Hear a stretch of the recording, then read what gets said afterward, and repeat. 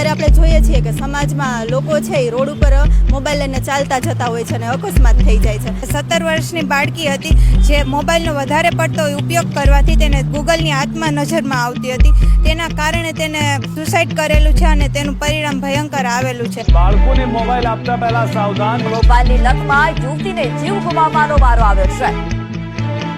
મારું નામ માનવી કાજલ. અમે સમાજ સેવાના હેતુથી આ એક કાર્ય કરી રહ્યા છીએ. હું મનોવિજ્ઞાન ભવનમાંથી આવું છું, સૌરાષ્ટ્ર યુનિવર્સિટીમાંથી. અત્યારે આપણે જોઈએ છીએ કે સમાજમાં લોકો છે એ રોડ ઉપર મોબાઈલ લઈને ચાલતા જતા હોય છે અને અકસ્માત થઈ જાય છે.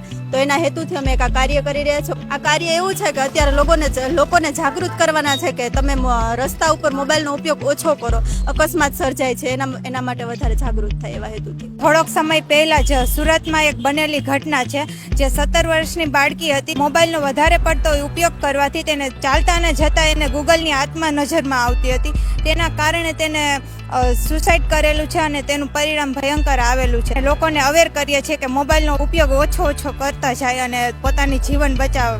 અમારા આ કાર્ય કરવા માટે અમે 60 થી 70 જણા છે ને એક ગ્રુપ સાથે છે ને આ કાર્ય શરૂ કરેલ છે અને સવારના 9 વાગ્યાથી અમે આ કાર્ય શરૂ કર્યું છે. લોકો તરફથી અમને સારો એવો રિસ્પોન્સ મળેલો છે અને બધા લોકો આના માટે અવેર પણ થઈ રહ્યા છે. એટલે જો આ કાર્ય ચાલુ રાખવામાં આવે તો હજી ઘણા બધા લોકોનો સારો એવો પ્રતિભાવ મળી શકે છે અને લોકો આના માટે જાગૃત થઈ શકે છે. એટલે મોબાઈલને લીધે જે અકસ્માત થાય છે એમાં થોડોક પ્રયત્ન કરી તો એ અકસ્માતને આપણે ટાળી શકીએ છીએ અને એમાં થોડો ઘણો ઘટાડો કરી શકીએ છીએ આપણે.